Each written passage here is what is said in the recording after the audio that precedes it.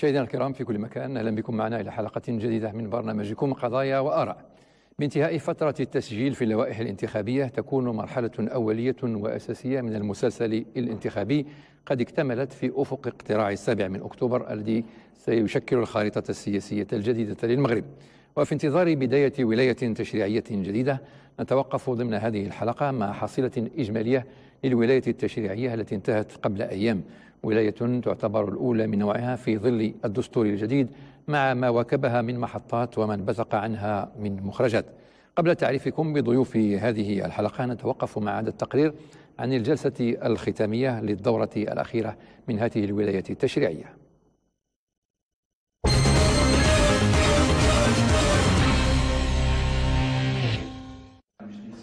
الولاية التشريعية تختتم دوراتها 5 سنوات كان فيها تفعيل الدستور ضمن أولويات العمل النيابي، إرساء حكامة برلمانية جيدة، نشاط تشريعي ورقابي لأداء الحكومة، وتفعيل للدبلوماسية البرلمانية، وربط للمسؤولية بالمحاسبة، كلها عناوين لهذه الولاية.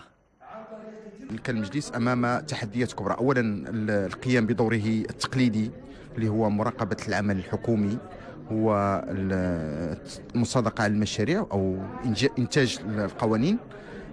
كانت له وظيفة ثالثة اللي هي تقييم السياسات العمومية. خلال هذه الفترة كان المرحلة التأسيسية تم التصويت على 383 نص تشريعي، من بينها 18 نص تنظيمي، وهذا إنجاز كبير جدا مقابل الولاية التشريعية السابقة اللي يلاه توقفت في 172 نص، فبالتالي كانت غنية جدا.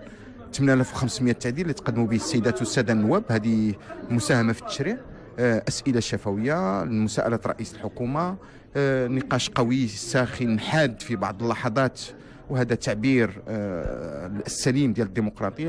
أما على مستوى مقترحات القوانين فقد وافقت المؤسسة النيابية على 21 مقترح قانون. على المستوى الرقابي كذلك تم تفعيل عدد من الفصول ديال الدستور، واخص بالذكر الفصل 100 و101 فضلا على الفصل 71 اللي كيحددنا المجال ديال التدخل ديالنا، وكانت الرقابه فيها تفاعل مع الشعب ومع المواطنين ومع القضايا ديالهم. واخص بالذكر السياسه العامه حيث كان يحضر رئيس الحكومه فضلا عن تقييم السياسات العموميه. الأغلبية تصف حصيلة الولاية التشريعية بالإيجابية من حيث عدد مشاريع القوانين والتعديلات المقدمة، لكنها حسب المعارضة جاءت على حساب الجودة والمحتوى. من سلبيات هذه الولاية الحكومية تردي الخطاب الحكومي، بحيث استعملت قواميس لغوية لم يكن لها وجود فيما قبل في الفضاء السياسي، وهذا كان له انعكاس سيء.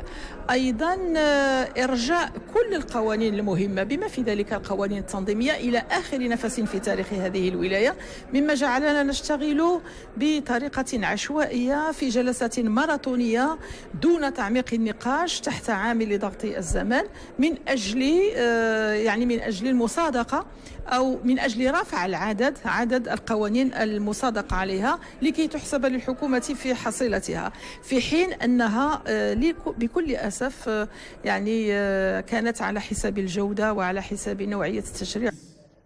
إجماع من المعارضة على ضعف حصيلة هذه الولاية إن على مستوى العمل الحكومي أو التشريع، والأسباب كثيرة. تشوفوا الولايه كلها 13 مقترح ولا 15 مقترح قانون على 365 حصيله هزيله جدا. يعني ان المعارضه والمجلس النواب اللي هو ما كاين هنا الا كمؤسسه باش يدير التشريع، ما تعطاتش له فرصه.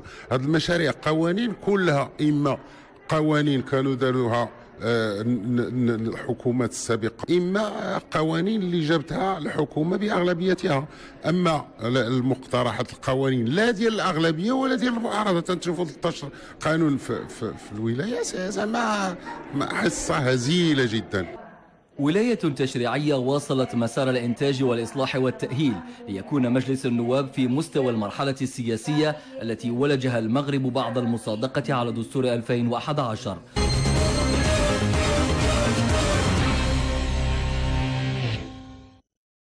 لأن القضية هي تقييم أو حصيلة الولاية التشريعية الأولى من نوعها في ظل الدستور الجديد، والآراء آراء كل من السادة. محمد حنين، نائب برلماني عن حزب التجمع الوطني الأحرار، مساء الخير. اهلا وسهلا سي عبد الرحمن.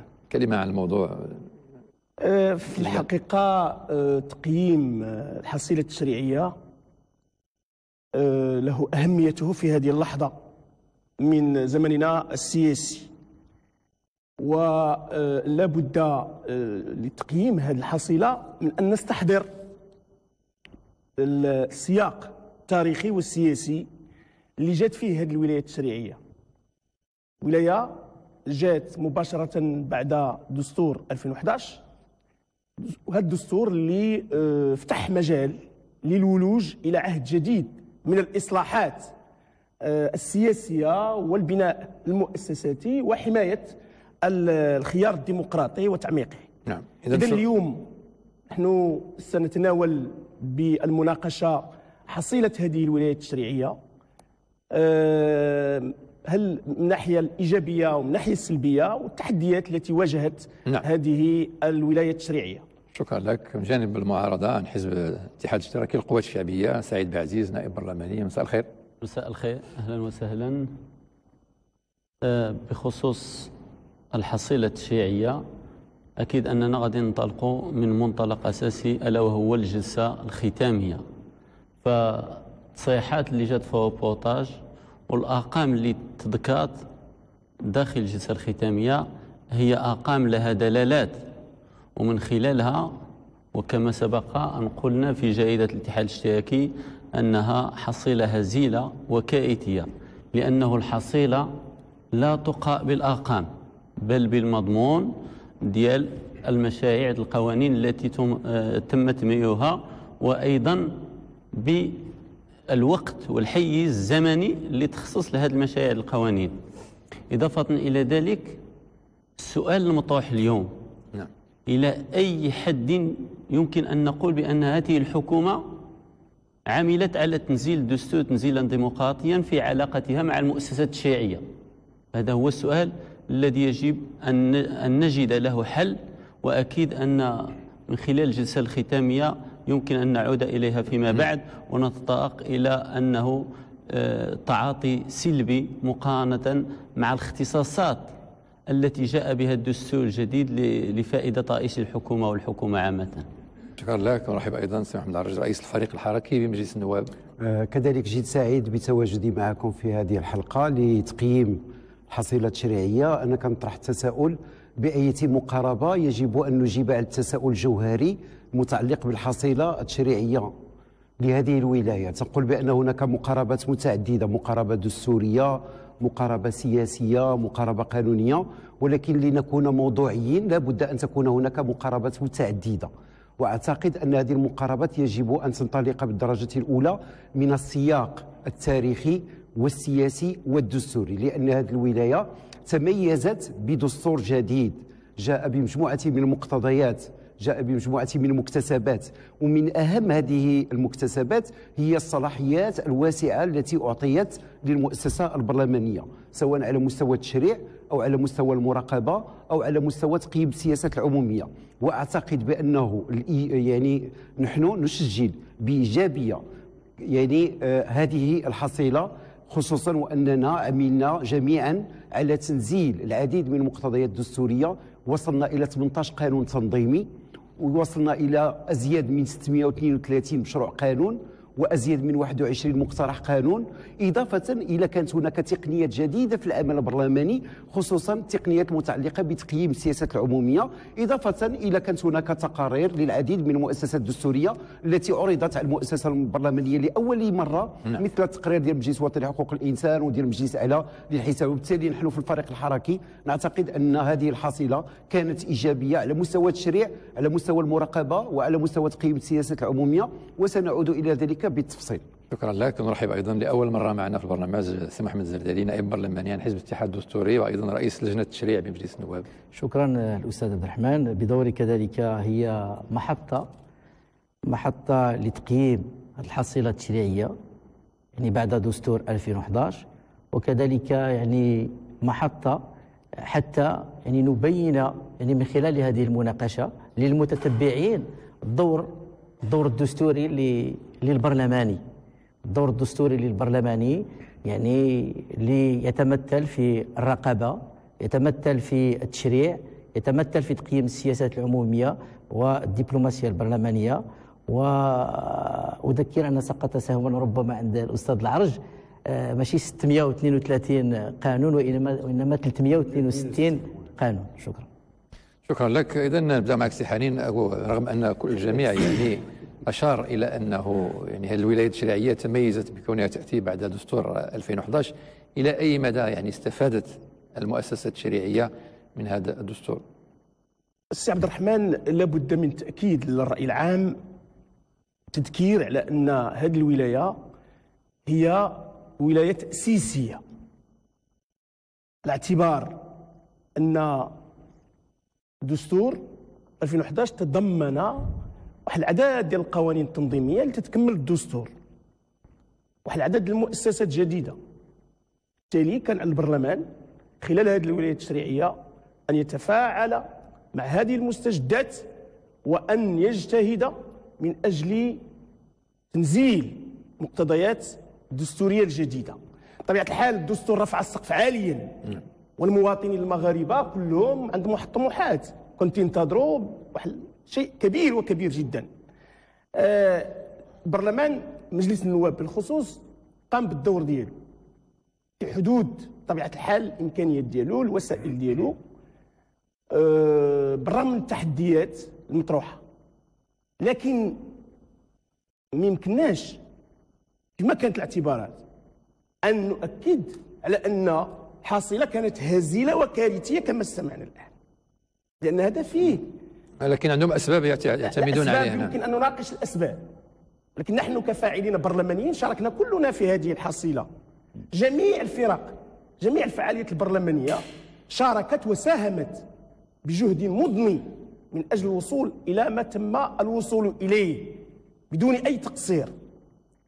هل نحن مرتاحين؟ طبيعة الحال فريق تجمع الوطن الأحرار نحن لسنا مرتاحين لهذه الحصيلة. كانت لنا طموحات أكثر، ولكن طموحاتنا تصطدم مع طموحات فرق وفعاليات أخرى، وهنا تمشي وتنتوافقوا ونناقش ونتفاوض. عندما تكون هناك يعني نصل إلى الحد الأدنى من طموحات نتنازل، ولكن عندما تكون هناك مسائل جوهرية وأساسية طبيعة الحال نتمسك بموقفنا وننتظر ونوقف العجلة إلى أن تنطلق بكيفية سليمة. خلينا عبد الرحمن الله يخليك باش تعطينا شوية الوقت متوازي، شوية ديال التفاعل. لا الوقت غيكون متوازي، لا غير شوية ديال التفاعل بعد في هذه النقاط اللي قلتي بأنه الحصيلة ليست يعني بهذا المستوى من الهزلة. نرجعوا على المقاربة التشاركية والعلاقة بين الأغلبية والمعارضة. تفضل.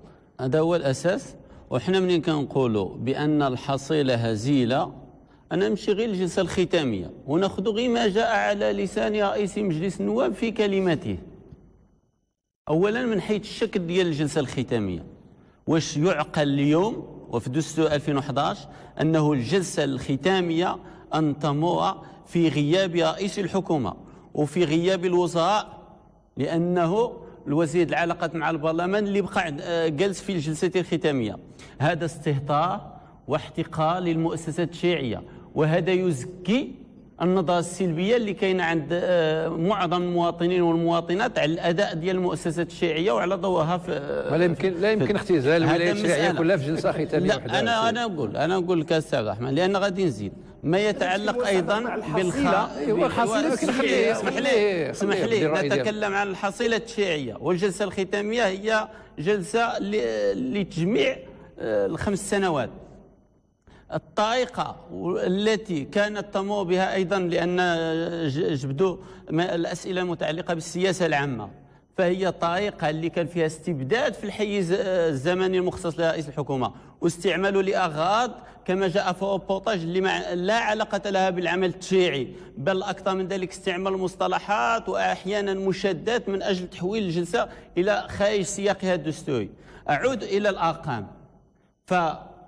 حينما تحدث السيد رئيس مجلس النواب على 363 مشروع قانون الذي تم تمريره، واسمحوا لي لأن الدستور الجديد جاء بمقتضيات جديدة وهذه المقتضيات هي اللي كاينه في الفقامه قبل الاخيره ديال الدستور ديال الاتفاقيات الدوليه، والتي تسمو على القوانين الوطنيه وعلينا على التشريعات الوطنيه ان تلائم المواثيق الدوليه الى اخره. وايضا الفصل 55 الذي ينص من الدستور على ان الاتفاقيات الدوليه تتم الموافقه عليها بقانون.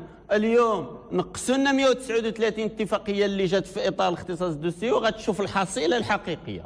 ها الرقم الاول. الرقم الثاني واللي جاء على لسان رئيس مجلس النواب هو عدد الاسئله التي لم تجب عليها الحكومه. شنو هو الدور البرلماني الى وزير معين ما جاوبش، واللي قال بانه 8741 سؤال باقى عالقه في ذمه الحكومه. اي دور للبرلماني واية مراقبه ممكن نتسائلوا عليها اليوم اذا كانوا عندنا هذه الارقام داخل مجلس النواب؟ ها علاش كنقولوا الحصيله سلبيه وهزيله؟ بل اكثر من ذلك ان هناك استهزاء لان كتلقى وزير كيجاوب على عشرات البرلمانيين في فريق معين على اسئله مختلفه وفي جواب موحد، وهذه اعراف اللي ماشي ايجابيه. خلي غادي لا يعني باش كيف قلتي لا يمكن لا غير الله يخليكم شوف نظرنا لا غير قبل غير نوضح واحد الفكره بانه راه كاين احتساب ديال الوقت. لا احنا عارفين. لا غادي في الاخر غادي نعطيكم التوقيت ديال كل واحد. لا يمكن اختزال حصيله الولايه التشريعيه ديال 5 سنوات في جلسه ختاميه. اعتقد بان حنا بعدا تنسجلوا بان كانت الحصيله التشريعيه ايجابيه، وحينما نتحدث عن الحصيله التشريعيه هذا من اختصاص المؤسسه البرلمانيه. المعارضه مسؤوله والاغلبيه مسؤوله، وبالتالي هناك تقاسم ديال المسؤوليه. اذا كانت هزيله المعارضه تقول انها هزيله، راه هي مسؤوله عليها، لان نحن نتحدث عن مسؤوليه ديال السلطه التشريعيه اللي فيها الفرق المعارضه وفيها فرق الاغلبيه. اكثر من هذا، المعارضه تتحدث ان هناك ليس هناك مشاريع قوانين وبالتالي كذا. احنا تسجلوا بان كان هناك عدد ديال القوانين مهمه بالنظر إلى طبيعتها ونوعيتها. نحن لا نتحدث عن الكم بقدر ما نتحدث عن الكيف، وبالتالي كانت هناك نوعية جديدة في القوانين، وكانت هناك قوانين لها خصوصيات واردة في مقتضيات دستور 2011. وأكثر من هذا، أنا أتفاجأ أن الدستور أعطى للمعارضة الفصل 10 وأعطى للمعارضة مكانة متميزة، ولم تستطع هذه المعارضة التي تتحدث عن الحصيلة هزيلة أن تخرج مقترح قانون تنظيمي، لأن الدستور في الفصل 10 تحدد كيفية ممارسة فرق المعارضة لهذه الحقوق حسب الحالة بموجب قوانين تنظيمية. أعطاها قوانين تنظيمية أو قوانين أو بمقتضى النظام الداخلي. كيف يمكن للمعارضة أن تقيم الحصيلة التشريعية اللي هي مسؤولة عليها في ظل أنها لم تستطع أن تخرج المادة 10 كقانون ضمن القوانين المهمة لتعطيها مكانة متميزة داخل المؤسسة البرلمانية؟ نعم، إذن هذا ربما سؤال مباشر لسي الزرداري. شكرا سي عبد الرحمن. هو في الحقيقة يعني من نتكلموا على الحصيلة، ولا سمحتوا لي سي عبد الرحمن، يعني هذه الحكومة كانت محظوظة. هذه الحكومة محظوظة لأنها جاءت من بعد واحد الدستور ديال 2011، جات من بعد واحد خارطة الطريق اللي حدد مجموعة 40 قانون، 40 قانون تنظيمي، فيها مجموعة ديال القوانين التنظيمية ومجموعة عادية. كانت كل حكومة اللي كانت غادي تجي مباشرة بعد الدستور كانت ملزمة بإخراج ولا بتنزيل مضامين الدستور. الملاحظ أن هذه الحكومة القوانين التنظيمية، وحنا اخر ديال الولايات التشريعيه، باقي قوانين تنظيميه مازال لم نصادق عليها. ولا سمحتوا سي عبد الرحمن وحسبوا لي وقتي، ندير واحد القراءه لهاد القوانين. لاحظ السنه التشريعيه الاولى كان عندنا 22 قانون، تمت المصادقه على 22 قانون، تمت المصادقه عليه بالاجماع في 20 قانون. وغادي نلاحظوا الانخراط الايجابي ديال المعارضه اللي كانت معارضه بناءة، معارضة مواطنة، 20 على 22. السنة التشريعية الثانية تمت المصادقة على 66 قانون، كانت ديما نسبة 89% ديال الانخراط ديال المعارضة. السنة التشريعية الثالثة 77 قانون، الرابعة 79 قانون. مشينا السنة التشريعية الخامسة صوتنا على 161 قانون. لاحظوا أن للأسف هذه الحكومة بحال شي سيارة جرات بالسرعه ديال 20 ولا 22 كيلومتر في السنه الاولى، انتقلت ل 70 كيلومتر في الساعه حتى للسنه التشريعيه الاخيره، وانتقلت من ديك 70 ولا 72 كيلومتر في الساعه ل 161 كيلومتر في الساعه.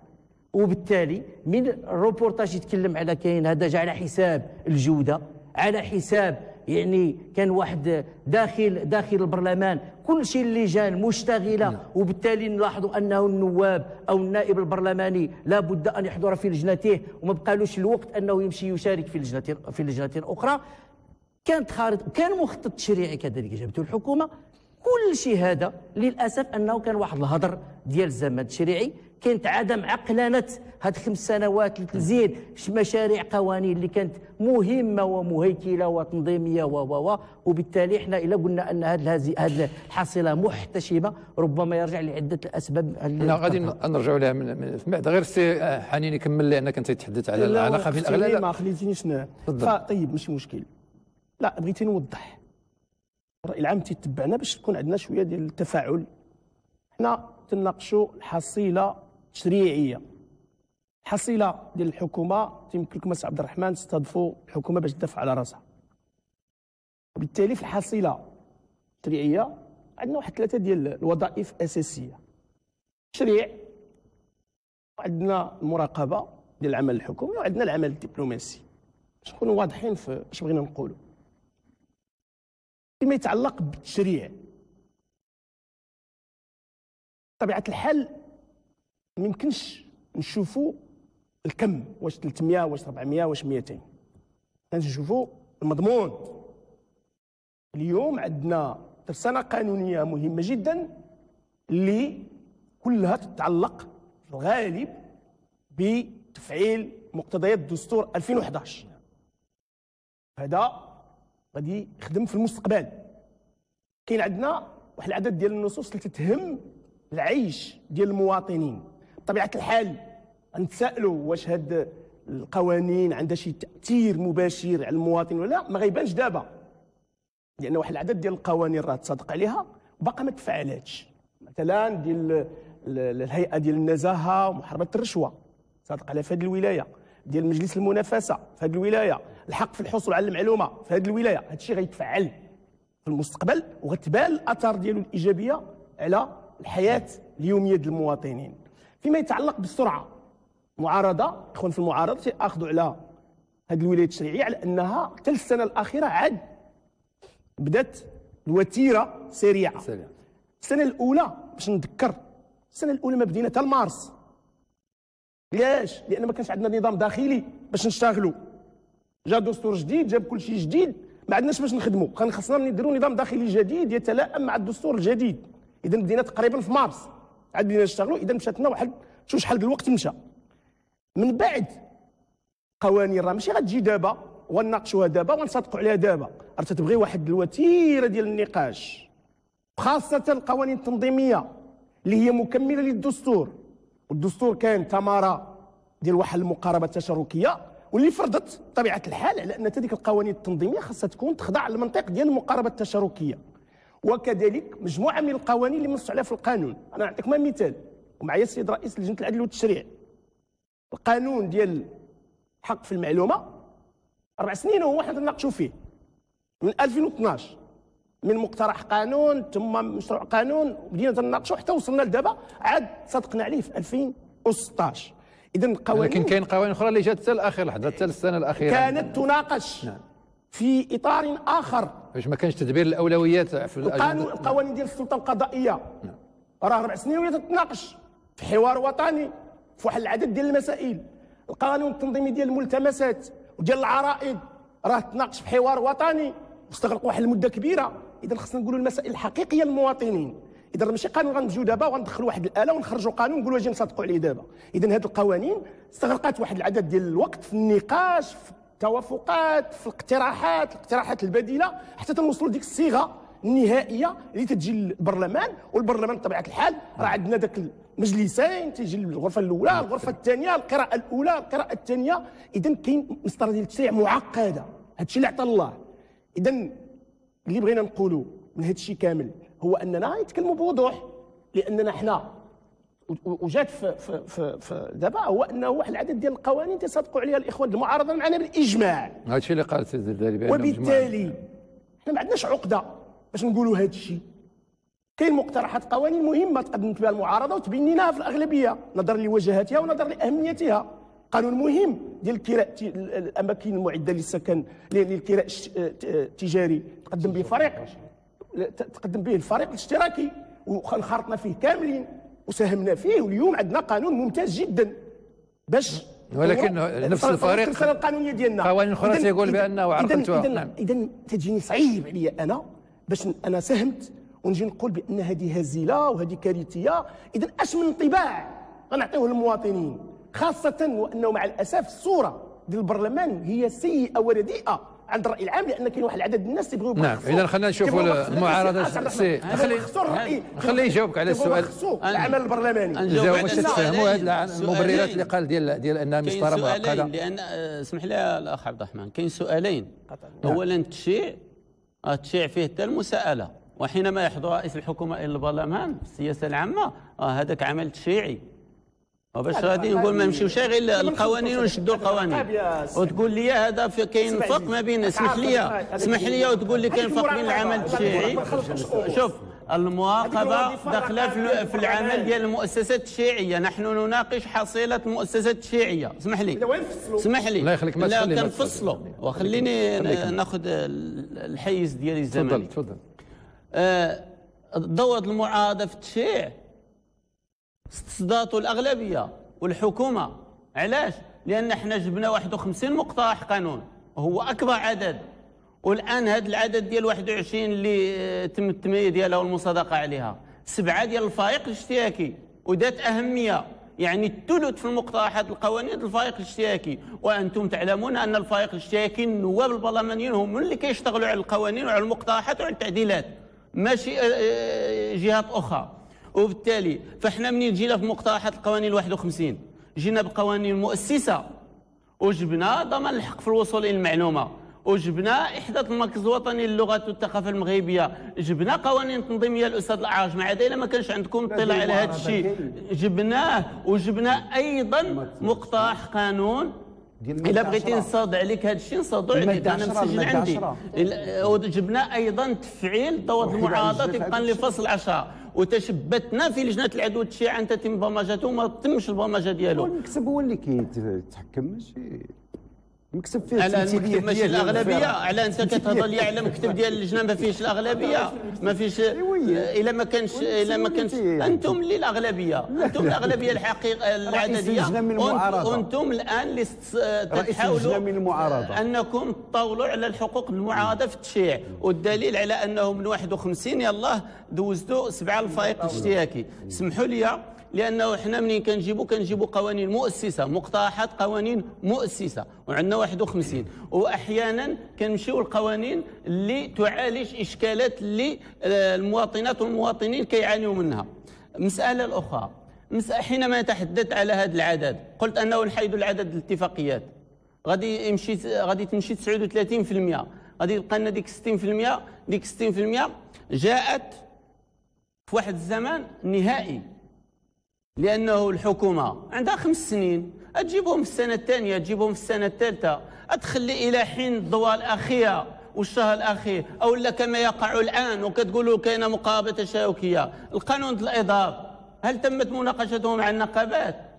واللي باقي القوانين الأخرى مع متناقشوا، في حين انه كان سبق كاين مقترح تنظيمي فيما يخص تنزيل الطباعه الرسميه الامازيغيه، لم يتم الاعمال به، تم الاستبعاد ديالو، والان عاد كنشوفوا مشروع قانون داز في المجلس الحكومي ديال تفعيل الطباعه الرسميه الامازيغيه، وايضا المجلس الوطني، وكتقولوا بان الحصيله ايجابيه. الحصيله كتحدث عليها الارقام، واسمحوا لي، ومنين كيقول رئيس مجلس النواب، لان الجلسه الختاميه هي جلسه جامعه لما مضى في 5 سنوات، منين كيقول بانه 8500 تعديل، فهاد 8500 تعديل فيها 72 او 73% هي ديال المعارضه، وهي كلها جات لتجويد النص، لان النصوص كلها هزيله، وهذا دليل على ضعف الاداء الحكومي في المجال التشريعي. والتعديلات 8500 سابقه، وهذا دليل على ان المعارضه انخاطت، والاغلبيه وحكومتها هي التي لم تتجاوب مع المعارضه. اسمح لي سي عبد الرحمن. لا صافي خليه يكمل الفكره ماشي مشكل. كمل.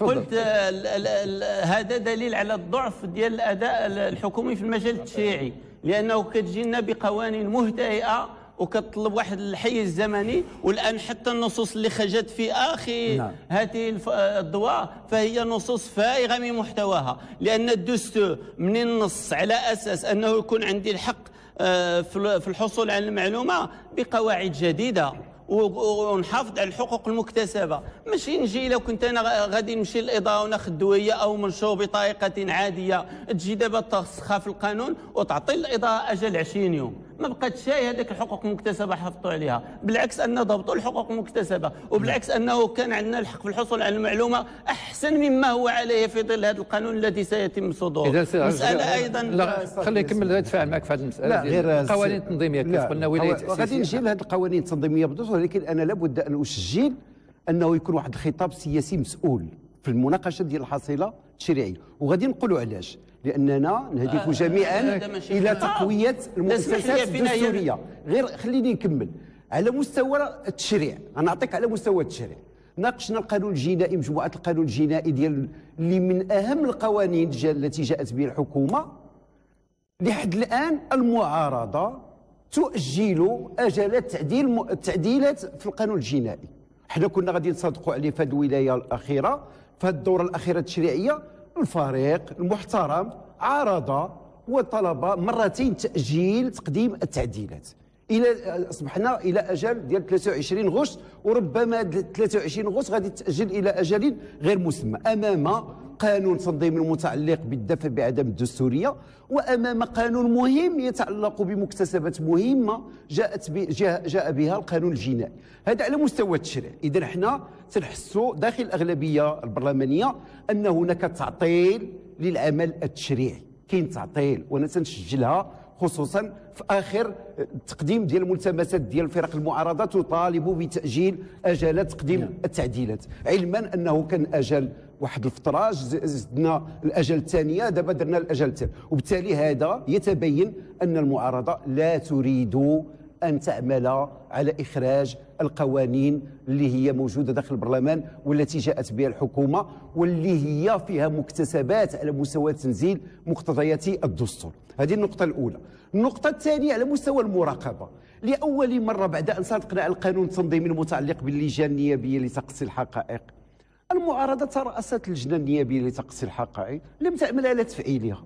الرئيس هو من المعارضه، وبالتالي حنايا نتساءل لماذا المعارضه تعمل على تعطيل آليات دستوريه مهمه تتعلق بمراقبه العمل الحكومي، خصوصا على مستوى اللجان النيابيه لتقصي الحقائق. كذلك احنا كنسجلوا انه لاول مره ناتي في اطار تقييم السياسه العموميه بان هناك تقارير مهمه تاتي من المؤسسات الدستوريه، ولكن حينما نناقشها في فتره زمنيه محدوده. اذا انا اقول بان احنا نحن في الاغلبيه نعمل وفق مقتضيات الدستور، ولكن احيانا هناك تباطؤ في العمل التشريعي وفي المراقبه الى غير ذلك، وهناك يعني من يهدف الى العمل على عقلات العمل التشريعي والرقابي. هذا اللي بغيت نسجل. السيد عجرة قال بانه المعارضه يعني عندها منصب الرئيس ديال لجنه العدل والتشريع، وهذا يعني يعطيها مسؤوليات او يحملها مسؤوليات اكثر مما تتحدث عنها. اغلبيه في المجتمع. استاذ عبد الرحمن، يعني انا في البدايه ديال المداخله ديالي يعني وبالارقام لاحظوا انه 4 سنوات الاولى ديال هذه الولايات التشريعيه المعارضه انخرطت اكثر من 70% وصوتت على اكثر من 72% بالاجماع على القوانين. ما معناه؟ معناه انه كان واحد الدستور ديال 2011 اللي المغاربه صوتوا عليه كامل بالاجماع، وبالتالي كان فهذيك مباشره بعد كانت تنزل القوانين التنظيميه، القوانين التنظيميه اللي تنزل مضامين الدستور، وبالتالي كان لابد من توافق على هذا القوانين التنظيميه ويتم تنزيلها كامله في هذه خلال 5 سنوات. اما ان نتكلم عن التعطيل، فوقاش التعطيل منه كان في السنه الاخيره ديال الولايات التشريعيه في المعارضه صوتت مقلب 50%. لماذا؟ قلنا راه رجعت الحكومه باغلبيتها وللاسف انا اعتقد من نتكلم على النائب البرلماني، النائب البرلماني يجب عليه ان يدافع عن المؤسسه البرلمانيه سواء كان بموقع الاغلبيه او بموقع المعارضه.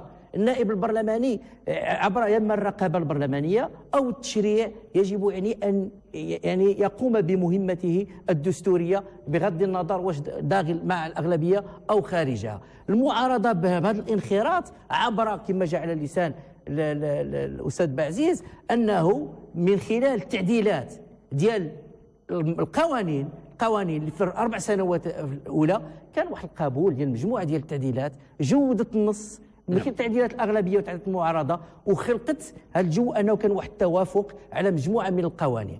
للاسف جينا للسنه التشريعيه الاخيره نزلت كل شيء القوانين اللي كانت في الرفوف، والسؤال مع المخطط التشريعي لجذب الحكومه شحال تم تنفيذ ديال القوانين في المخطط التشريعي اللي جات به الحكومه. القانون الجنائي حاليا، وعلاش ما نتكلموش مثلا احنا على الدفع بعدم دستوريه القوانين اللي هو قانون تنظيمي ومن اهم القوانين التنظيميه حاليا موجود، التعديلات موجوده، خص التصويت عليه. للاسف مازال الحكومه ما بداتش الرغبه ديالها انه يتم التصويت على قانون بهذه الأهمية.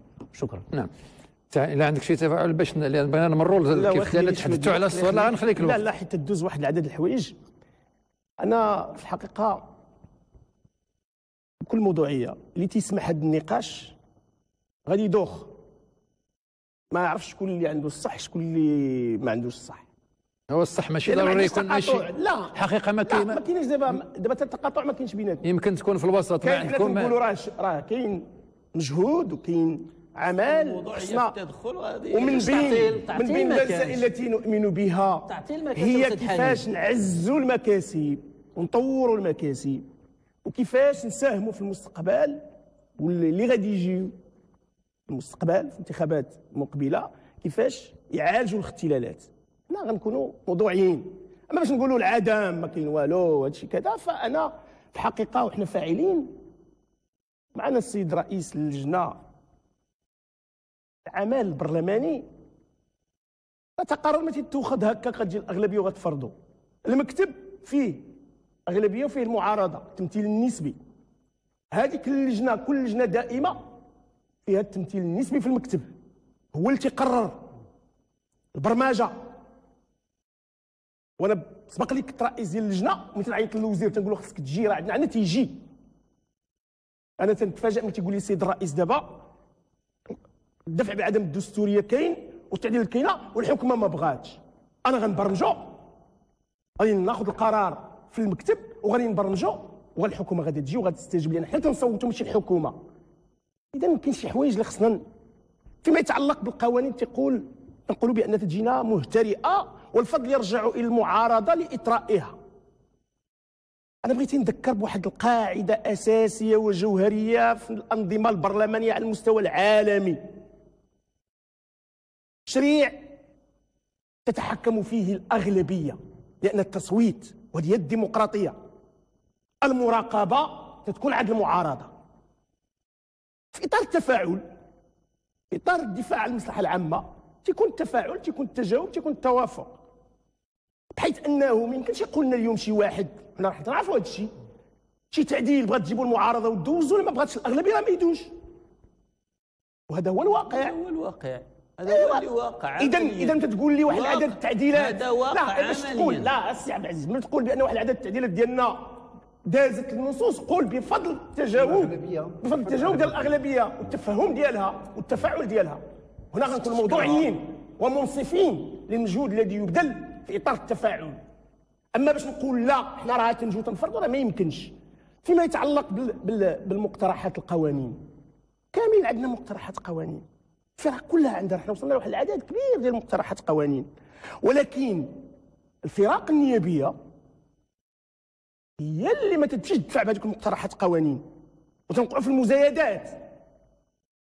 مقترح قانون ديال هيئه قضايا الدوله ديال فريق اشتراكي، وانا مع المكتب ديال اللجنه برمجته وتم التقديم ديالو، ولكني اخوان بنواب والحكومه جات واستجبات، ولكن وقع ما وقع.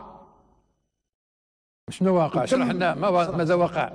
شوف وقع في الجلسه واحد العدد ديال التلاسنات، واحد العدد ديال المزايدات، وصلنا لواحد المسائل اللي ما بقاتش فيها امكانيه باش نستمروا في الاشتغال، ورفعنا الجلسه، ومن ثم مشى هذاك المقترح.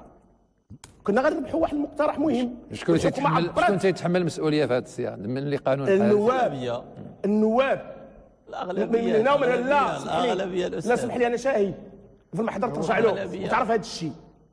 ولذلك فكاين بعض المرات خاص يكون الاعتراف بالاخطاء. اخطانا كثيرا في تدبير الزمن التشريعي نتيجه المزايدات، نتيجه لواحد العدد ديال المسائل، وهذه مصالح عامه.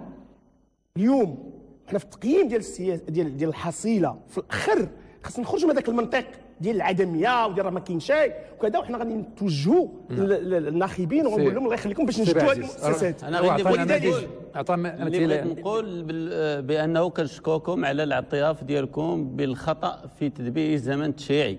هذه مسألة أساسية لأن هذا هو المحور النقاش لأن كنقولوها ملي كنهضروا على إحداث هيئة قضايا الدولة تضرب في الطبلة وتقول لا هادشي ماشي هو هذاك. شكون تيكون مسؤول؟ احنا مسؤولين كاملين. كنقول أنا كنقول هذا الشيء ماشي هو هذاك في اللجنة في الوقيته منين غادي نجيب المشروع دابا ونقدموا دابا والمناقشة العامة والتفصيلية دابا. والقانون يمنع ذلك، كيعطيك حيز زمني باش تقدم وتمشي تجي من بعد المناقشة العامة. هنا فين كنقلب الطبلة. والحمد لله انه وصلنا ان القانون الداخلي يطبق. شنو وقع في هذه المساله ديال هيئه قضايا الدوله؟ احداث هيئه قضايا الدوله تشبتنا في الفريق الاشتراكي على اساس انه يتقدم وتم تقديمه، والاغلبيه رفضت انه يدوز، وقعت ملاسنات. لا لا لا لا لا اسمح لي خليني نهضر. وقعت ملاسنات من بعد خليه يشرح بعد يعطي الصيغه ديالو. لان كان عندك كنت كتكلم في هذه النقطه وكان عليك تقول الحقيقه وما قلتيش الحقيقه وسكتي. انا غادي نكمل داكشي اللي ما قلتيش الاستاذ غنقولوا. الاغلبيه دائما كتيشنان كما قلت قبيله على رئيس الحكومه داخل الجلسه العامه كيوقع في اللجان من اجل انه يتطفع. اليوم هذا القانون مشى وزير العدليه تبجح فيه في الشرق الاوسط بانه عندنا مقترح قانون متقدم في البرلمان هاش فيه ولم يقل بانه ديال الفريق الاشتراكي. ولكن اليوم طلبنا مؤخرا لجنه العدل والتشريع ومتشبتين وتنازلنا على مقترحات اخرى من اجل انه غيدوز هذا المقترح، ولا زالت الاغلبيه العدديه كما قلتوا لان الاغلبيه هي المتحكمه ما بغاتش تبرمجوا، والسيد رئيس اللجنه هو معنا وغيأدي بشهادته في هذه المساله. قلت بالنسبه للقانون الجنائي خلي غادي قلنا الحقيقه. بالنسبه للقانون الجنائي مشروع القانون الجنائي كلامكم الاستاذ فيه تهميش واقصاء الدور المنوط بمؤسسه الحكمه في هذه البلاد. واش غادي نحطوا التعديلات في القانون الجنائي برغم صيغته المشوهه؟ والمجلس الوطني لحقوق الانسان اعطيك راي في ذاك النهار اللي في اخر اجل وضع التعديلات كان توصلوا في مجلس النواب براي المجلس الوطني لحقوق الانسان. علاش كاين هذا راي المجلس الوطني لحقوق الانسان الا كان عندنا ذاك النهار هو الاخير في التعديلات؟ على هذا الاساس الفروق المعارضه فريقي الفريق الاشتراكي وفريق الاصاله والمعاصره طلبوا التاجيل ديال البرمجه على اساس استطماع ديال ضرائب المجلس الوطني لحقوق الانسان. ولهذا الشيء علاش كاينين مؤسسات الحكمه وحتى القانون الجنائي. سمحوا لي النقاش 5 سنوات كان حول المراجعه الكامله للقانون الجنائي، وكانت هناك مسوده للقانون الجنائي، وكانت مناظرات داخل مجلس النواب، وكانت داخل ايضا وزاره العدل والحريات، ومشات حتى للصحه ومشات حتى للاوقاف، وفي الاخير غيجي لنا بصيغه مقزمه وبتعديل جزئي. هذا الشيء خصنا نقولوه، خص المغاربه يعرفوه. فيما يتعلق بلجنه تقصي الحقائق، شكون اللي فشل لجنه تقصي الحقائق وما بغاش دير ضواها؟ الاغلبيه، لانه الاغلبيه لم تنضبط. شنو دات؟ واسمح لي نفهمك اش درتوا في الاغلبيه. مشات الاغلبيه اللي قلبات على مرشح في الوقيته اللي القانون والاتفاق اللي كان على اساس انه اساسه تؤول للمعارضه، وفوق المعارضه اجتمعت واتفقت على ان يكون نائب محترم هو رئيسا للجنه، والاغلبيه تحايلت ودلست في المساله وذهبت واتصلت بنائب من المعارضه وصوتت عليه. هنا اذا كنا في الانظمه الديمقراطيه وتصحوا جوج من المعارضه وكنتوا انتم فعلا ديمقراطيين مع ذواتكم ما تمشيوش عند السيد وتنوضوه، غادي تلتزموا وتمتنعوا في التصويت. هذا هو علاش انتم مشيتوا، هذا هو علاش اللجنه ديال تقصي الحقائق خليهم يعطيونا الصيغه ديالهم. اسمح لي، عندي لا غادي نجيو غير يعطيو الصيغه ديالهم. لا خليهم يعطيو الحقيقه. اقل من دقيقه. لا هذه خليه يكمل. يلا ماشي خليه يكمل. نجاوبوا غير نجاوبوا. ما يمكنش خليه يعطي الصيغه ديالو. الله يخليك الله يخليك. على تقييم السياسات الله يخليك. نعطيكم الكلمه وقولوا ماشي صحيح. وتقييم السياسات العموميه الفصل 101 من الدستور واضح، تخصص سنويا جلسه عموميه لمناقشه القضايا ديال السياسه العموميه، وحنا جلسه واحده اللي تدات في هذه 5 سنين. خلي غادي نجاوبوا واحد وفي اخر نهار في سعاد المكانه. سي العرج عطينا الصيغه ديالك بخصوص هذا. انا اتفاجأ بالحديث اللي تيهضر عليه هو، خصوصا تيقول لك بان الاغلبيه كتدخل في الكواليس وهي التي تنصب رئيس المعارضه وتاتي من المعارضه وتدخل في المعارضه وتعمل على يعني هذه مسائل خطيره. ورحنا في واحد المؤسسه دستوريه محترمه، لا يمكن والاغلبيه تتحكم في المعارضه. بمعنى اخر ان الاغلبيه تتحكم في المعارضه. هذا اللي بغيتي تقول، لان انا اللي تنعرف بان رئيس اللجنه رئيس لجنه تقصي الحقائق هو من المعارضه، وبالتالي المعارضه عليها ان تتحمل المسؤوليه. كيف يمكن للاغلبيه ان تتحكم في رئيس ديال اللجنه النيابيه واللي هو من المعارضه؟ لا اسمح لي اتصلتوا ولا اسمح لي وزعما حنا في واحد المؤسسه دستوريه محترمه، وبالتالي يجب ان نعمل جميعا على تقوية المؤسسه الدستوريه، ولا يمكن أن نشكك في عمل المؤسسة الدستورية. وحينما يأتي الأخ اللي تيقول لك بأنني أنتظر رأي المجلس الاستشاري لحقوق الإنسان حول مدونة القانون الجنائي، راه حنايا مؤسسة دستورية قوية وعندنا صلاحيات واسعة وعندنا مهمات تشريع. هذاك الرأي هو غير ملزم لنا، هو رأي استشاري يمكن أن يؤخذ به أم لا، وبالتالي ما يمكنش أن نقيد العملية التشريعية والممارسة ديال العمل البرلماني بواحد الرأي ديال مؤسسة دستورية أخرى. أعتقد بأن المعارضة عملت على تأجيل مجموعة القانون الجنائي والقانون الجنائي لأسباب غير هذه الأسباب هذه. وحتى في النقاش ديالنا راه كان واضح في هذه المسألة. تنقولوا حنا على مستوى التشريع المعارض، لأن من مقتضيات المهمة اللي خصنا نعرفوها في هذا الدستور الجديد هو كاين هناك الديمقراطية التمثيلية وهناك الديمقراطية التشاركية. وبالتالي الحكومة حينما كيف قال الأخ بأن كانت السرعة متوسطة وارتفعت في السنوات الأخيرة، لأن جميع الأوراش المتعلقة بالمكتسبات التي وردت في دستور 2011 نهجت فيها الحكومة منهجية ديال المقاربة ديال الديمقراطيه التشاركيه. كاين هناك حوار حول اصلاح منظومه العداله، حوار وطني حول المجتمع المدني وتقديم الملتمسات الى غير ذلك. وبالتالي كنا نسعى دائما الى ان تكون هناك نصوص قانونيه او مشاريع قانونيه تستجيب لاراده وروح مقتضيات الدستور، ولا نعمل على تسريع فقط من اجل التشريع. اكثر من هذا انا تنقول بان على مستوى التشريع العمل الحصيله التشريعيه كانت ايجابيه خصوصا على مستوى القوانين، وما تنهضروش حنا على الكم بقدر ما كنهضروا على نوعيه القوانين التي جاءت في هذه المرحله هذه، خصوصا حينما نعود الى هذه القوانين ونرصد المقتضيات الوارده فيها. عطينا الصيغه ديالك. حنا حيت هو تيقول حقائق بالنسبه ليه انت تقول تدليس. فينا هي لا ما قلناش تدليس. لا قلتي تدليس. لا ما قلتش انا. لا هو اللي تيقول تدليس، هو اللي قال تدليس، قال ان الاغلبيه قامت بالتدليس من اجل تنصيب رئيس ديال المعارضه. هذا اجل اللجنه كاع ما تشتغل. اشرح الدور ماشي ديالك بعد ديال الساعه، ولكن خلينا غير باش نوضح جوج حوايج. الاول ديال مقترح قانون ديال هيئه قضايا الدوله تم التقديم بحضور الحكومه. الحكومه بطبيعه الحال عندها الحق، الوزير ملي تيكون حاضر عنده الحق ينتدب مدير او مسؤول في الوزاره ديالو باش يعطي توضيحات او يقدم عرض او غير ذلك من الناحيه التقنيه. ذلك ما كان الوزير طلب من واحد الوكيل ديال الوكاله القضائيه، لان هذه الهيئه ستحل محل الوكاله القضائيه للمملكه،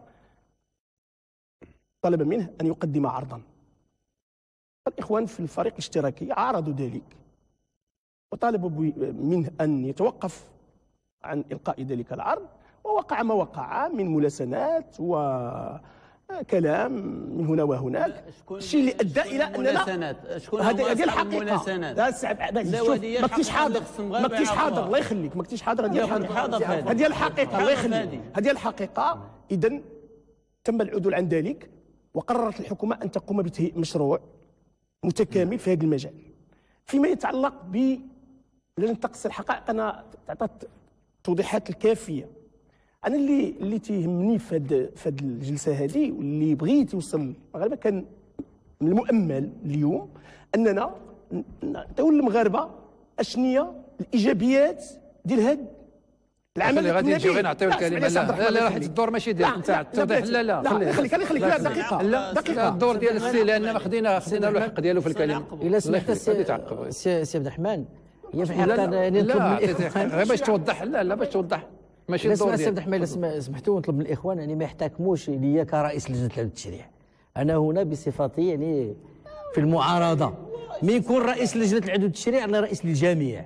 نعم. ونكتب موضوعيه كرئيس للجامع، وهناك مكتب وبالتالي عبد الرحمن نتكلموا على مقترحات القوانين راه نسيناها.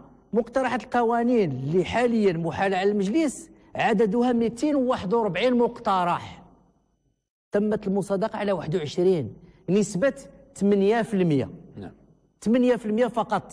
احنا كبرلمانيين، انا قلت قبيلات كبرلمانيين بغض النظر واش اغلبيه ومعارضه، هدفنا ولا دورنا هو المصادقه على المقترحات القوانين داخل اللجان.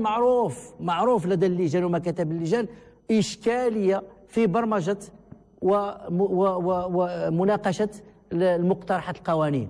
غالبا ما تاتي الحكومه بمشروع قانون فيه المقترح قانون، غالبا ما تاتي فرق الاغلبيه بمقترح قانون يشابه المقترح القانون اللي جا به الفرق الاخرى، وبالتالي نفس الموضوع تكون واحد الموضوع فيه 5 ولا 6 مقترحات قوانين. هذا اللي يجعل البرمجه ديالو والمناقشه ديالو يعرف مجموعه ديال الصعوبات. اما ما جاء على لسان الاخ، وكيف يعقل انك تناقش برلماني.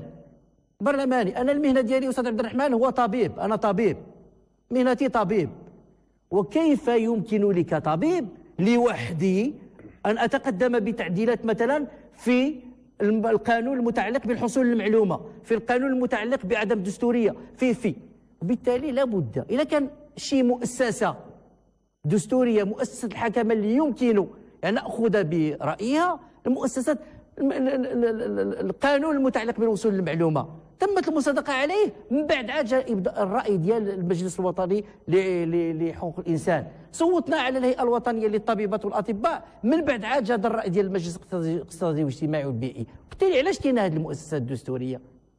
علاش؟ احنا نطالب دائما داخل البرلمان باحداث، وعندك طاقم لكل برلماني، طاقم ومجموعه ديال الخبرات لمساعده البرلماني حتى نتمكن بالرقي من العمل البرلماني.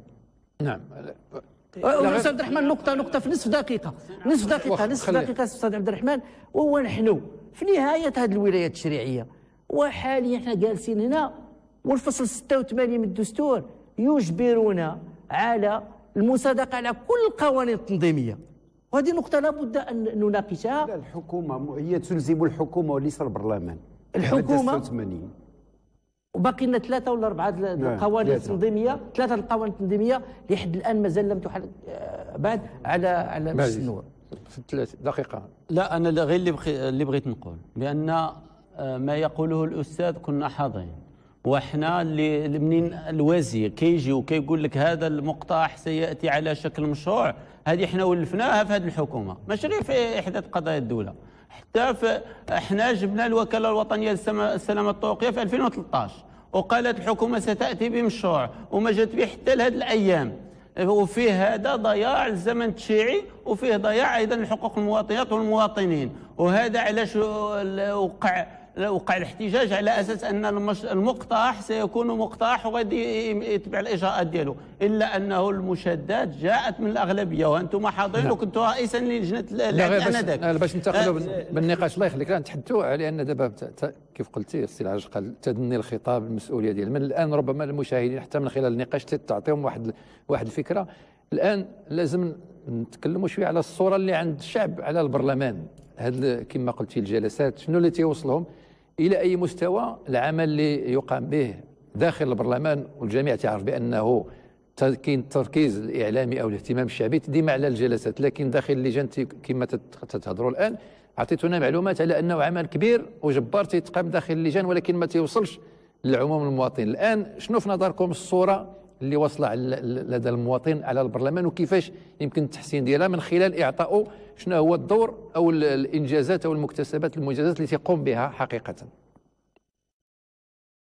شكرا على هذا السؤال اللي غادي نقلنا الى مستوى اخر، مش ما يكونش نقاش تقني فقط. هذا هو المفروض كان نستعد للمستقبل. بطبيعه الحال الصوره لدى الراي العام المؤسسه البرلمانيه كما هو الشان بالنسبه لواحد العدد ديال المؤسسات صوره سلبيه. هذا ماشي في المغرب بوحدو، كاين في واحد العدد الدول اللي الصوره ديال البرلمانات لدى الراي العام ليس على احسن ما يرام. بطبيعه الحال هذا كاين واحد العدد ديال العوامل والتراكمات السلبيه هي التي ادت الى هذه الصوره، منها الخطاب السياسي ديال واحد العدد ديال الفاعلين اللي مع الاسف تطغى عليه المزايدات. هذيك الصوره ديال النقاش وديال الحوار، المشادات، الملاسنات هي اللي تبقى راسخه عند المواطنين. وغالبا هذا الشيء تيكون ملي تتكون الكاميرا في الجلسات العامه مفتوحه. نعم، هذا هو الاشكال. وهذه هي الجلسات التي تنقل، في حين ان العمل ديال اللجان تيبقاو الناس خدامين حتى 12 الليل 2 الليل، ما كاينش كاميرات لان تتكون سريه بمقتضى الدستور.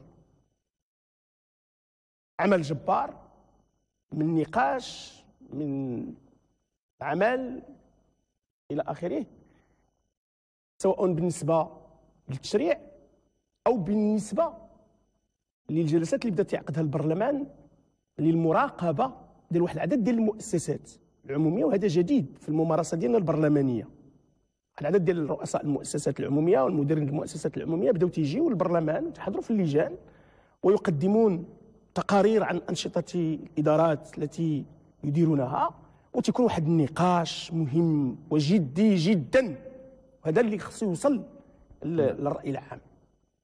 اذا في ظل هذه الاكراهات اللي تنعيشوها وعشناها خلال هذه الولايات التشريعيه، زادت الصوره مع الاسف تتدنى. حنا تنشوفوا هذا الخطاب ديال الاخوان في المعارضه معنا، ولا سمعوه الراي العام بطبيعه الحال غيقول هذا الشيء صحيح، وتقول هذه المؤسسات لا صالحه. ولكن يجب ان نؤكد على ان الخيار الديمقراطي ما يمكنش يكون بدون مؤسسات. والبرلمان اي دوله ديمقراطيه تشكل الركيزه الاساسيه لتعزيز وتدعيم الخيار الديمقراطي، حبينا ولا كرهنا. واي مؤسسه عندها تكلفه ديالها، ولذلك لابد من تعزيز المكتسبات كما قلت، ونحن نستشرف في المستقبل. كاين مكتسبات مهمه اليوم، حقات بفضل الجهود، بفضل المثابره والمساهمه ديال النساء والشباب الجميع في هذا المسلسل من اجل هذا البناء اللي وصلنا له. كاين اختلالات، حنا ما مرتاحينش، ماشي هذا الشيء اللي بغينا. عندنا طموح باش نطوروا اكثر هذه المؤسسات التشريعيه حتى يكون عندها فعلا واحد السلطه كما اقرها الدستور ديال 2011 اللي عزز صلاحيات وقوى من سلطات البرلمان بصفه عامه. هذا هو الطموح ديالنا.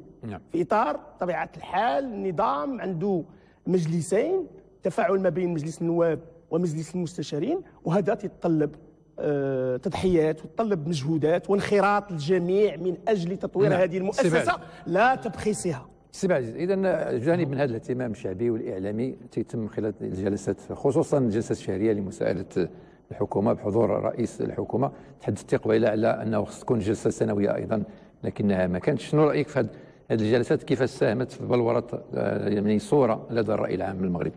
الرأي العام دابا الرؤية ديالو لدى المؤسسة التشريعية هي رؤية سلبية كما قال الأستاذ، وغادية في واحد المنحنى تتنخفض، يعني غادية وكتزاد. هذا الإشكال فين كاين اليوم؟ المواطنات والمواطنين منين كيتسناو أنه يجيوهم شي مشاريع قوانين اللي هي متقدمة واللي هي كتستجيب للتطلعات ديالهم والانتظارات ديالهم من دستور 2011، كيجي من المؤسسات التشريعيه العكس. مثلا في الملتمسات اليوم في الوقيته اللي كانوا المواطنين كينتظروا انه تكون اجراءات بسيطه لتقديم ملتمس تشريعي، اليوم كاين اجراءات اللي هي تعقيديه، اللي هي خص اللجنه تكون فيها ثلث الجهات، واللي خص تكون فيها 25,000 توقيع، واللي خص يكون فيها التسجيل في اللوائح الانتخابيه.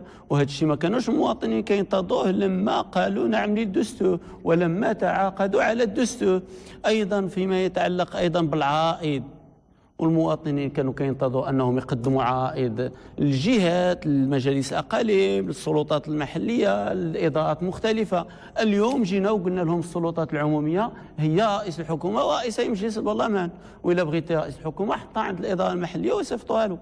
وخص ايضا يكون واحد العدد 5000 توقيع. يعني هذا علاش؟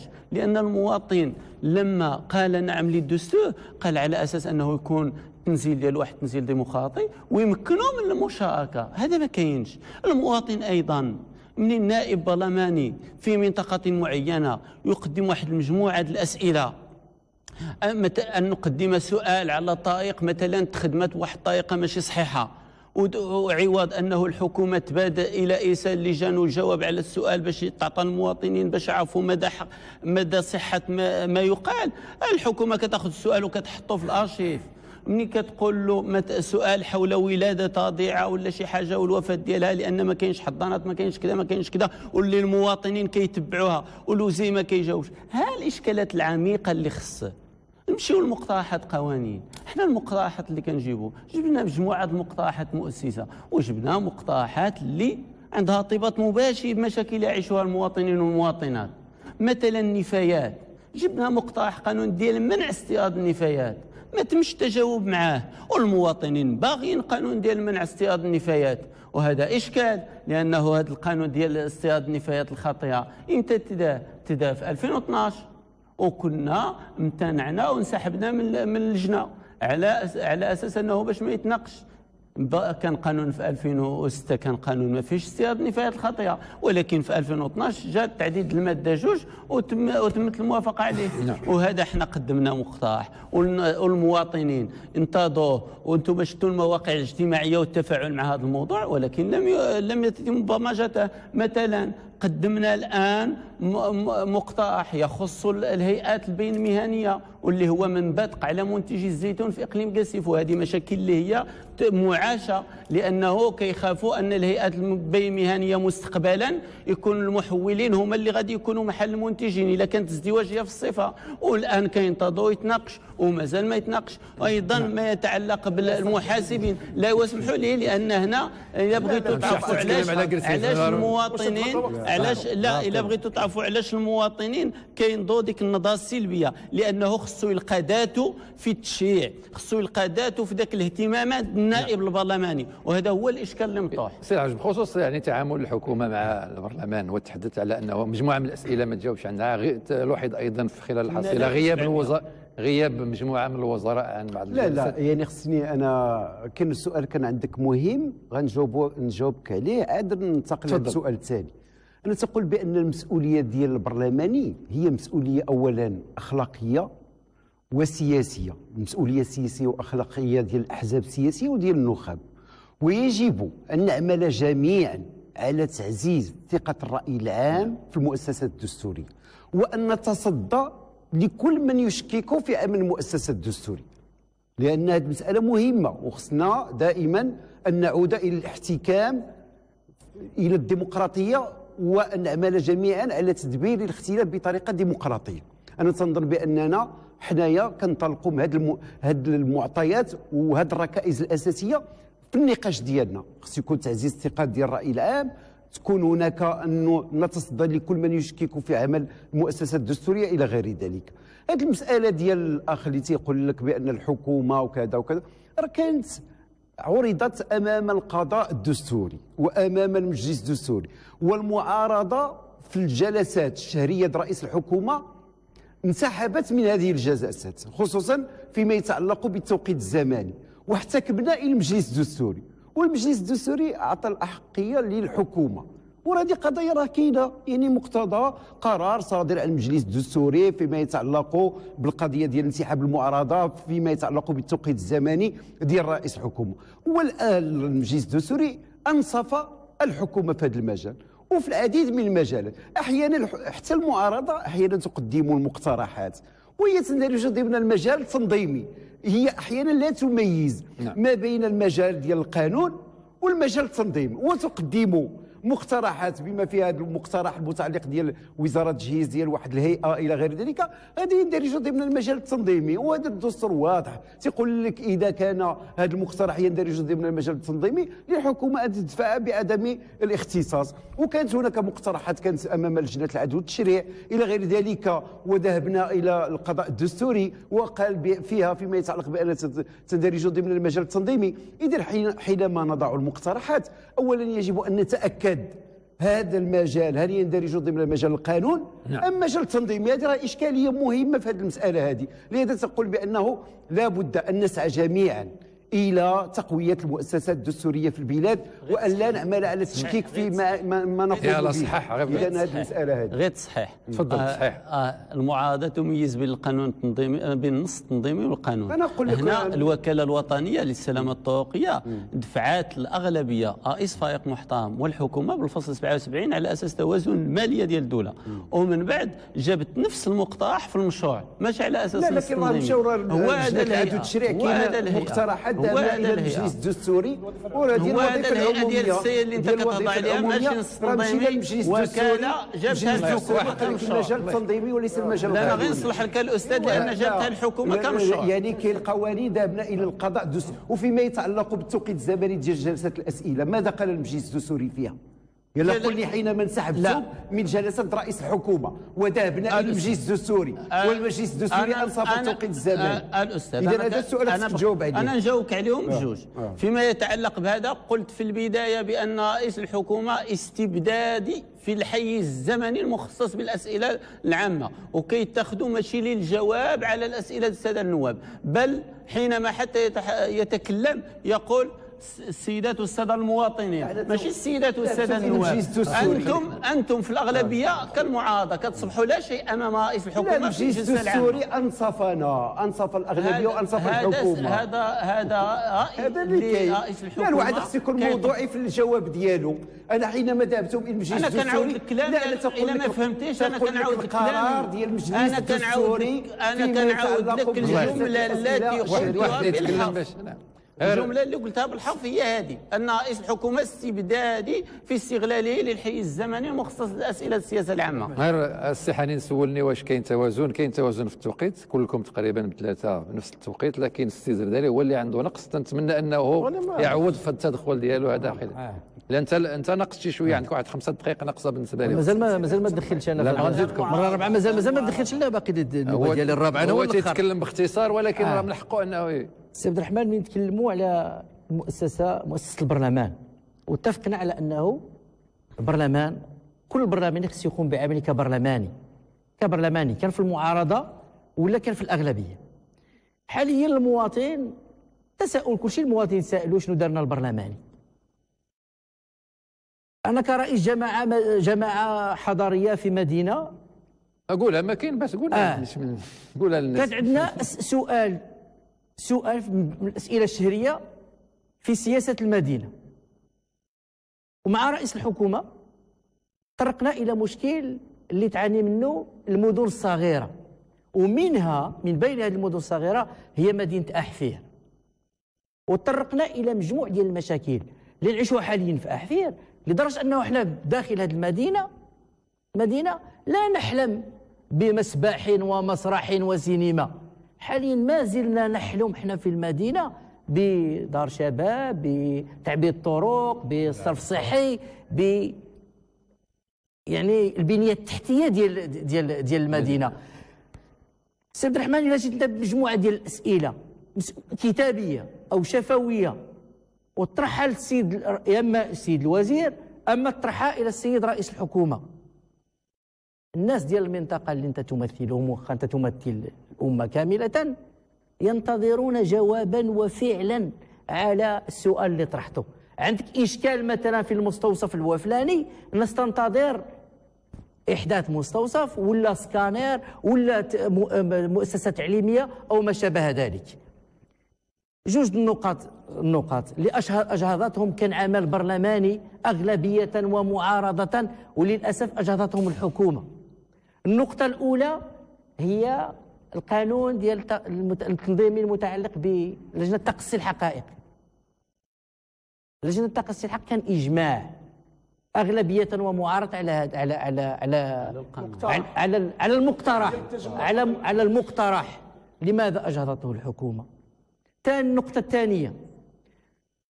الثانيه هي المتعلقه بحاله تنافي، يعني لا تجمع ما بين الوزير ورئيس جماعه، وصوتنا بالاجماع داخل اللجنه على هذه الماده، وجاءت الحكومه واجهضته وصوت باغلبيتها العدديه داخل مجلس النواب.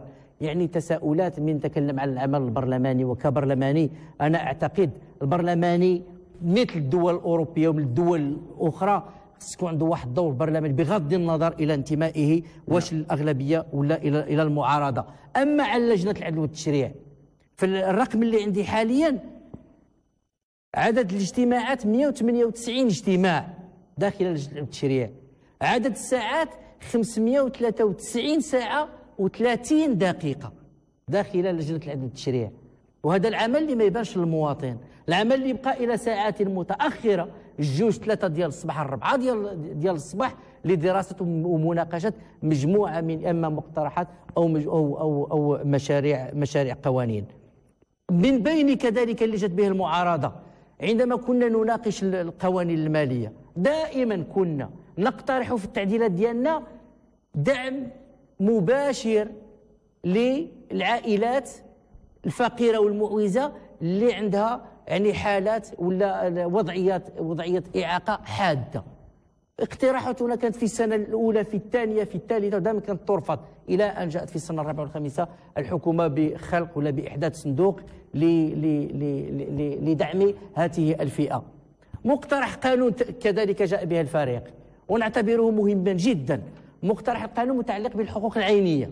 وحاليا خص تعرفوا السي عبد الرحمن ان المواطن، انت عندكم ملكيه، عندك دار ولا عندك ارض، الا جا شي واحد وزور ديك الملكيه ودازت 4 سنوات وما عرفتوش انتم بانه واحد زور لكم الملكيه ديالكم، الا دازت 4 سنوات ما بقى لكمش الحق انكم تمشيو تقاضوا هذا الشخص. حنا جينا بمقترح قانون ان ما تبقاش 4 سنوات وما تبقى دائمه. للاسف ما كانش التجاوب ديال الحكومه. لا، كاين في المحور الاخير ضروري نطرقوا له، وهو المستقبل، الافاق. كيف قلت في المقدمه، المرحله التسجيل في اللوائح الانتخابيه سالت بالامس، اكثر من 500,000 تجديد، سواء تسجيل جديد او تغيير القيد.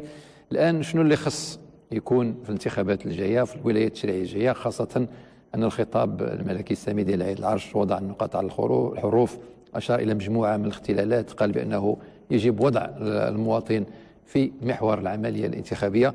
شنو رأيكم في الآفاق؟ وهذا ربما يكون آخر تدخل قبل النهاية. بطبيعة الحال قبل ما ننتقل للهدف قل من دقيقة. تفضل. فيما يتعلق بالأسئلة الشفوية والكتابية، الأسئلة الشفوية تتعلق بالشأن الوطني إلى آخره، فكاين فيها تقدم. فيما يتعلق بالأسئلة الكتابية تنسجلوا أن هناك حقيقة خصاص كبير جدا فيما يتعلق بالأجوبة، لأن تتهم القضايا المحلية اللي المواطنين محتاجين يعرفوا المآل. إخوان تكلموا على قرسيف، تكلموا على حفير، أنا كذلك عندي واحد الجملة ديال الأسئلة ديال الإقليم ديالي ديال سيدي سليمان، باقي الآن لم أتوصل بأي جواب. 10,000 سؤال كتابي موضوع في الرفوف. نتمناو على أن من الأكتوبر الحكومة تجاوب على هذه الاسئله ديال مختلف الفرق النيابيه. فيما يتعلق بالمستقبل، عندنا خطاب ملكي فيه رسائل واضحه فيما يتعلق بالانتخابات التشريعيه، بحيث انك المحور الاول ديال الخطاب كله توجه تخصص الانتخابات التشريعيه. إذا المسؤوليه اليوم عند الاحزاب السياسيه باش تقدم اولا نخب وكفاءات، لان العمل التشريعي والعمل البرلماني يتطلب واحد المواصفات، يتطلب واحد القدرات اللي اساسيه، خاصه وان البرلمان اللي تنتكلموا عليه بهذه الكيفيه وداك الشيء راه النواب تيشتغلوا بقدراتهم الذاتيه. حتى واحد ما عندوش مكتب هنا ولا شي حاجه، ما عندنا كان عنده شي رئيس لجنه او رئيس فريق. النواب ما عندهمش مكاتب، ما عندهمش وسائل، تيشتغلوا قدراتهم الذاتيه. حتى الموظفين الفرق تلقى 2 ولا 3 الموظفين اللي كاينين. اذا باش يشتغلوا، باش يكون واحد الاداء نظرا للتحديات والاكراهات الماديه اللي ما تسمحش لهذه المؤسسه باش يكون عندها الكافي من الاطر ومن الوسائل، فضروري الاحزاب السياسيه خاصها تلتقط الاشاره الملكيه وتقوم بانتقاء كفاءات ونخاب باش تعطي واحد دماء جديده لهذه المؤسسه التشريعيه. بطبيعه الحال في هذا الاطار هذا كاين تراكمات. هذا البناء اللي قمنا به في هذه الولايه المؤسسه سيكون هو الارضيه اللي غتنطلق منها الولايات التشريعيه القادمه. غادي تجي غتصيب كل شيء واجد، كل شيء تمرس، حتى ديك التقييم ديال السياسات العموميه اللي تعطلنا، ولكن ما تعطلناش هكاك. للتوضيح هو ان هذه اليه جديده كان خاصها ضروري من منهجيه، من شروط، من اليات، عاد استكملنا البناء والتصور العام ديال تفعيل هذه الاليه الجديده. اذا حضرنا دوره جلسه واحده، هي غادي تجي الولايات التشريعيه الجديده وغتسيب هذا الشيء كله، يعني هذا البناء اللي غادي تستافد منه هذه الولايات التشريعيه بطبيعه الحال في اطار تعزيز توازن السلط. لان ولو ان احنا في الاغلبيه لم نكن ابدا ملحقه للحكومه، كثيره هي الحالات التي اختلفنا مع الوزراء واحتكمنا فيها الى رئيس الحكومه في قوانين، كثيره هي الحالات التي فرضنا كاغلبيه تعديلاتنا على الحكومه. واللي بغى يعرف هذا الشيء يمشي يشوف المشاريع القوانين اللي جات ويشوفها كيفاش خرجت، الاخراج بعد الاخراج ديالها في الجريده الرسميه، ويلاحظ المجهود اللي تتقوم به يقوم به البرلمان بصفه عامه، وحتى الاغلبيه اللي تتقوم بواحد الدور اساسي في هذا المجال. سي عزيز، الولايات التشريعيه هو بالنسبه للولايات التشريعيه الجديده المقبله من بعد 7 اكتوبر، اكيد ان المطلوب هو انه تكون عندنا واحد الحكومه حريصه على تنزيل الدستور في علاقتها مع المؤسسات التشريعيه وحفظ الكرامه ديال المواطنات والمواطنين. وهذا لن يتم الا بناء على تعاقد ما بين الشعب، ما بين الناخبين والاحزاب السياسيه في اطار الانتخابات المقبله. وهذا لابد اننا نذكر انه اليوم ما خصناش ننساو مجموعه من المحطات، ما خصناش ننساو البرامج الانتخابيه التي كانت عباره عن خدعه، ما خصناش ننساو الانتقال من محاربه الفساد الى عفى الله عما سلف، ما خصناش ننساو الشعبويه في الاعلان على المأذونيات ديال النقل الطرقي وديال استغلال المقالع وعدم اتخاذ اي اجراءات فيما بعد. هناك محطات اللي اليوم لابد انه خصنا نستحضرها، من بينها مثلا مأساة الاساتذه المتدربين وطلبه الطب والممرضين، منها مأساة اللي كاينه الان في فتره الليل ديال اغلاق مجموعه ديال الشركات. هنا يعني مجموعه من المحطات، وايضا المرسوم الاخير المتعلق بالتعاقد في الوظيفه العموميه. اذا هناك مجموعه من المحطات لابد ان نقف عندها وان لا ننسى هذا، حتى تكون عندنا حكومه فعلا تتجاوب وتلتزم وتنفذ ما قدمه الحزب اللي نباتقت عليه داخل البرامج الانتخابيه ديالو. فاليوم مازال تنشوفوا نساء كيولدوا امام المستشفيات وعلى الارصفه وفي الشوارع، مازال تنشوفوا التعنيف، مازال كنشوفوا تراجع خطير في مجال الحقوق والحريات، الضبط القضاة الشرعية. اليوم الأصعاد المحوقات على المستوى الدولي في تدني إلى أدنى مستوى، في حين أنه على المستوى الوطني غادي تترفع بواحد الوتيرة اللي هي غريبة. قلت مجموعة من المسائل اللي لابد أن خصنا نستحضروها. نعم. سي حسن، يعني الولاية التشريعية القادمة شنو اللي يمكن تستافد يعني من هذه الولاية اللي مضت باش أولا يعني نتمنى بالنسبة للانتخابات التشريعية واستحقاقات المقبلة يكون فيها واحد الخطاب سياسي مسؤول، هذا لابد. كنا نتمنى أن نخرج هذه القوانين التنظيمية في هذه المرحلة التأسيسية اللي كنعتبروها مرحلة مهمة في التاريخ الدستوري المغربي بما فيها القانون التنظيمي ديال الأمازيغية.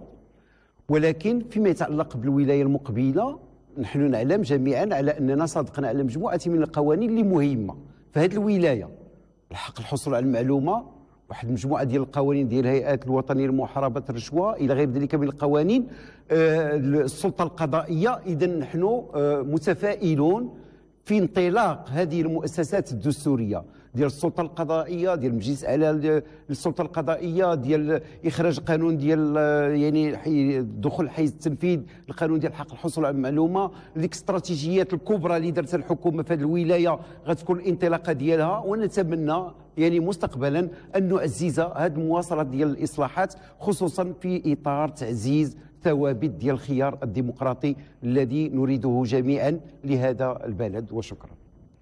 اعتقد سي عبد الرحمن ان الحكومه الحاليه يعني خلات واحد التركه سلبيه للحكومه المقبله. لماذا؟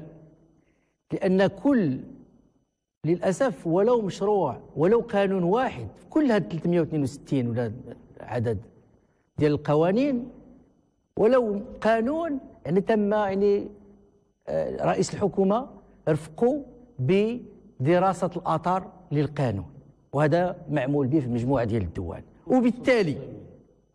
وبالتالي اعتقد انه على الحكومه المقبله والولايه التشريعيه المقبله ان تعمل على يعني تمحيص كل مجموعه ديال القوانين، وخاصه وخا دراسات اثار بعديه، ويتم تصحيح وتصويب عدد من المواد في مجموعه من القوانين. هذه وحده. ثانيا على الاحزاب السياسيه ان تختار النخب، وهذا جعل لسان كل الاخوان وكل المتفق عليه، وكذلك على المواطن ان يختار الشخص المناسب لتمثيله ولا في داخل المؤسسه البرلمانيه، وان تعمل كذلك الحكومه المقبله على يعني خاصه الاستفاده من مجموعه، مثلا السعر ديال البترول، مثلا عام زين بالامطار، عام ما فيش جفاف، لان للاسف الله، وتعطي اولويه خاصه يعني ما هو اجتماعي، التعليم، الصحه، البطاله، السكن والقضاء. شكرا.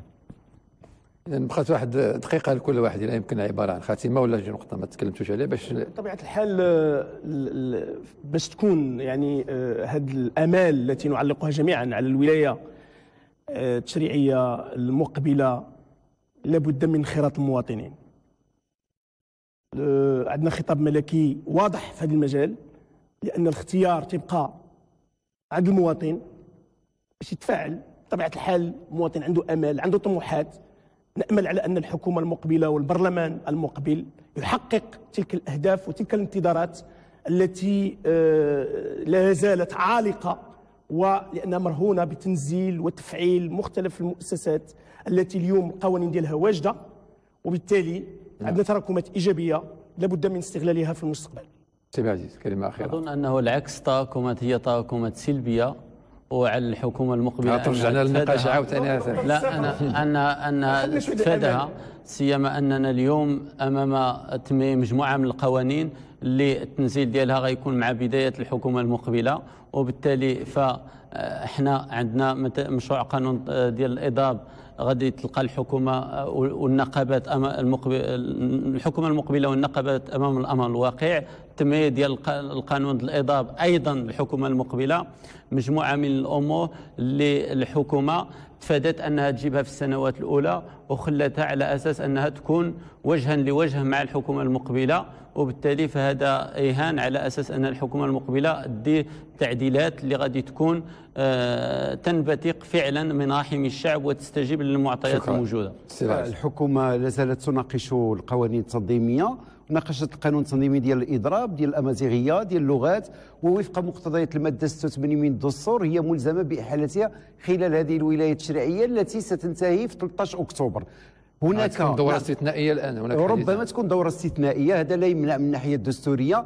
يعني نحن نعتبر أن هناك تراكمات إيجابية، نسعى مستقبلا إلى تقوية هذه الأوراق الكبرى وتقوية هذه الإصلاحات المؤسساتية اللي في البلاد. كلمة أخيرة. أعتقد في الكلمة الأخيرة احنا في فريقنا لسنا راضين على هذه الحصيلة، وعندما نتكلم عن قانون الإضراب اللي احنا سنينا من 1963 كذلك احنا لسنا موافقين عليه، تم تهريبه بهذه الكلمه، تهريبه في اخر هذه الولايه. قانون الاضراب بحجمه ان يتم ربما مناقشته ومحاوله المصادقه عليه في اخر الجولات ديال هذه الولايه. إذا شكرا لكم جميعا، شكرا للحضور الكريم، شكرا لكم مشاهدينا الكرام على وفائكم لهذا الموعد. نلتقي الأسبوع القادم مع موضوع جديد بحول الله. إلى اللقاء.